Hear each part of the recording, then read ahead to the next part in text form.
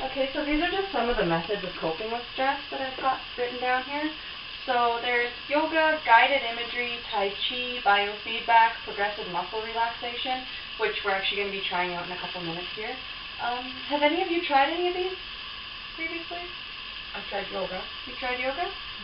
Do you know what kind of yoga? I'm not sure, but it seems I think it's called Iyengar or something, and it seems to be more about stretching, but there is some breathing involved in it. Okay. Do you find you're more relaxed throughout, when you're doing yoga, do you feel more relaxed throughout the week, or is it more specific to the actual day you do yoga? I think it does help with stress other times through the week, but for the most part, I seem to notice it right immediately after I've gone. I will feel stressed when I go. I'll go and do yoga, and afterwards I notice a difference right away. Okay. Have we tried any of the other ones on there? Anyone? I use guided imagery. In fact, I use it quite a bit. Did you use guided imagery? Yes. Where do you do that? I use it at home. Once I get home from work, because my job is quite stressful, and I find it's good to relax. I'll also use it in traffic, like if I'm stuck in a traffic jam. I just like to sit back, relax, just think about a relaxing place and take myself there. Because I'll sit in traffic and I'll look at all these people around me, and they'll be drinking coffee and texting and having a cigarette, eating, putting on makeup, whatever, and I'm sitting there wanting to pound on my horn and get going. So I find that it helps me to relax. Yeah, they use it a lot in psychotherapy for the same sort of thing, getting people to relax. So like you said, in traffic, some people, they're sitting there, relaxed, texting, makeup, eating, and there's other people that causes stress, right? So guided imagery is a good one. I don't know if I'd use it on the road, though, because the light might go green, but if you're sitting there for a while, it might be okay. So important factors that actually help with stress management: strong social network. I find that one's really important. When you have somebody who's too stressed out, they've got a lot of stress, it comes off as an energy, and some people might actually read into that as offensive. Like, they might not realize that the person's really stressed. They might just see him as a really tense person, and so this person might not actually have a big, strong social network due to the fact that they have so much stress. People are almost a little scared by it, right? So I find this one's really hard because sometimes, like I said, it's not always there, even though it's one of the important contributing factors to helping with stress.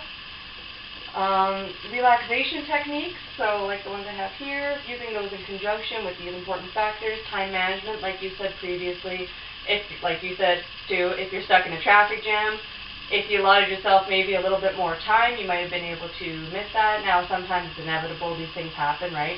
But if we're expected for the unexpected, sometimes we can alleviate a situation that would be stressful, right? Avoid that.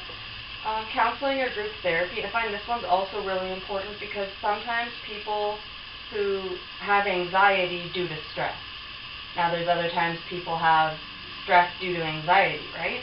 So sometimes people are going to sit there and deal with their stress and relieve their anxiety, but for the people whose stress is caused by the anxiety, you need to actually trigger and deal with the anxiety itself to alleviate the stress. So sometimes things like group therapy and counseling and stuff is necessary for that, along with the stress management, because sometimes the stress management alone isn't enough. Right? And the last pointer on here that, to me personally, I feel is the most important: exercise and maintaining an overall healthy lifestyle. If you're exercising on a regular basis and you're releasing endorphins, you have a more positive outlook, you have that happiness, releasing endorphins and the serotonin and whatnot, so you're overall happy. You can still see? Yep. Okay, sorry. So you're overall happy. Now you're also making sure that you're fed, you're getting the right amount of sleep, your brain is in its prime. If you're smoking all the time and you're not eating and you're not getting the right amount of sleep, your brain activity is going to be diminished. When you run into challenges day to day, you're going to not be able to attack them the same way you would with 100% brain activity. So it's kind of like setting yourself up to fail by not doing that. Yeah, it's lowering your health, right? When you lower your health, you can't cope as well with things. Okay, so these are just some extra points I have put up here on the screen. So the symptoms of stress vary enormously among different individuals. We know that already, and that ties into with the fact that stress is highly individualized. So what causes stress for one person may not constitute a stress for another, right? Again, going back to the traffic idea, some people might find the passing traffic going really quickly, or the passing cars, pardon me, to be stressful, whereas sitting in traffic, they might find it a break and find it actually relaxing. Whereas other people, they have things to do, they're a quick-moving person, they want to go, go, go, and sitting still is what's causing them stress, right? So it's really individualized, and likewise with that, the symptoms of stress as well vary too. So some people might have the anxiety and nervousness, other people might just have the depression or the insomnia, right? The degree of stress as well is highly dependent on independent factors, so such as your health, your amount of responsibilities, again, the interpersonal relationships, the quality of them, the number of your responsibilities, what you do career-based, any factor like that, individualized factors, individualized levels of stress, right? And the last pointer on this slide is that individuals with adequate social support actually reported less stress overall in a better mental state than those with inadequate social support. And we've already kind of covered why that is, right? But overall, healthier when you have the right support and the right methods and the right factors in your life set up. It's easier for some people to deal with stress. Okay, so quickly I'm just going to show you guys that other method of alleviating stress. So this is progressive muscle therapy. It's also called muscle therapy relaxation. So what it is we use it in conjunction with the breathing exercise I previously showed you at the beginning of the presentation here. So what we're going to start with is tensing the muscles of the feet. And I'll kind of go through this with you guys. So what you're going to do is you're going to tense the muscles of the feet as tight as you can, holding for about a count of 5 seconds. You can do this in conjunction with the breathing. When you tense the feet, breathe in, and when you release the muscles, breathe out. Now you might have to take a second breath if you can't hold your breath for as long as you're holding muscles, and that's fine as well. You just want to try and keep them so that when you're tensing, you're breathing in. So we're just going to tense the feet and hold it for about 5 seconds. Just breathing. So. Relaxing the muscles as well. Progressive muscle therapy, so it's progressing now. We're going up to the muscles of our shins. We're going to focus on tensing the shins. So when we're focusing on just the shins, are we flexing your calf and your foot at the same time, or just your calf, like individually? You're going to focus on flexing just the shins. Like you're just going to focus on each one at a time. Individually. Yeah. The other muscles, of course, will tense while you're doing so. It's just that the focus, we're going to be focusing on each. Okay, I get that. So we're tensing our shins.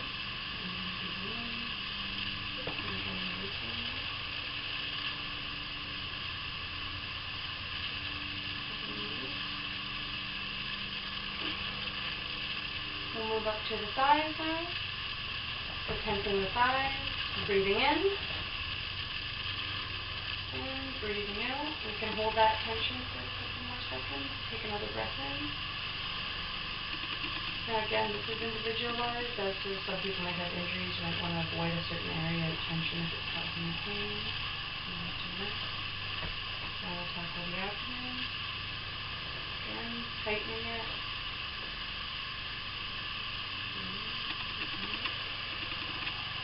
Now this normally takes about 10 to 15 minutes to do it properly. We're just kind of doing a quick overview of it so you guys get the right idea. And you can practice this in the morning, at night. Good start to your day, good ending to your day. We want to make sure we're doing it in conjunction with the breathing again. Now we're going to move to the chest. Breathing in, tightening. Holding, and breathing out. Now when you're breathing out, feel the tension of the muscles releasing with your breath. Moving to the shoulders now. Tightening the shoulders and then back.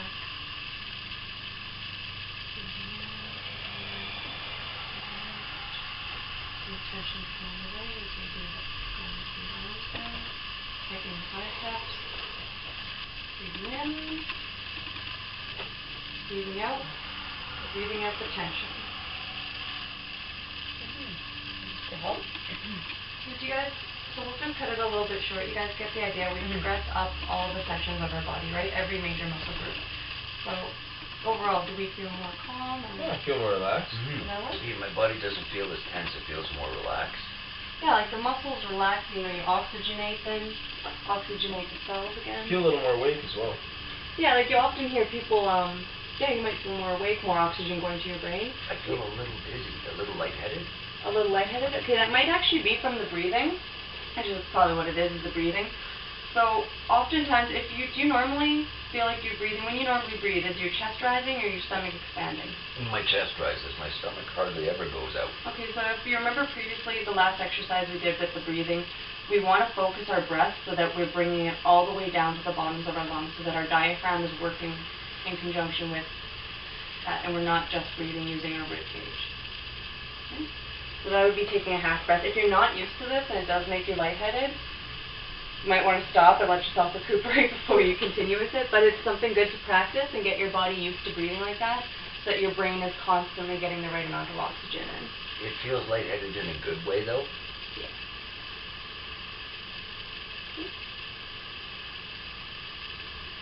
So, in conclusion, stress is an unavoidable part of our daily lives, right? So if it's left untreated, it can actually have diverse and lasting effects. It can become chronic, and in severe cases, like we discussed before, it can become potentially fatal. It's important to cleanse our minds of stress to avoid the physical and emotional complications and to help us promote an overall healthy lifestyle, right? So I've just got one more slide for you guys here quickly, just some funny little pictures I put up, and then that pretty much wraps up the presentation. So of course, what's the one thing we all want? No stress. No stress, right? Because if we do have a lot, we end up like this guy here, and we're pulling our hair out. We don't want that. No. And I drew one more in the corner here.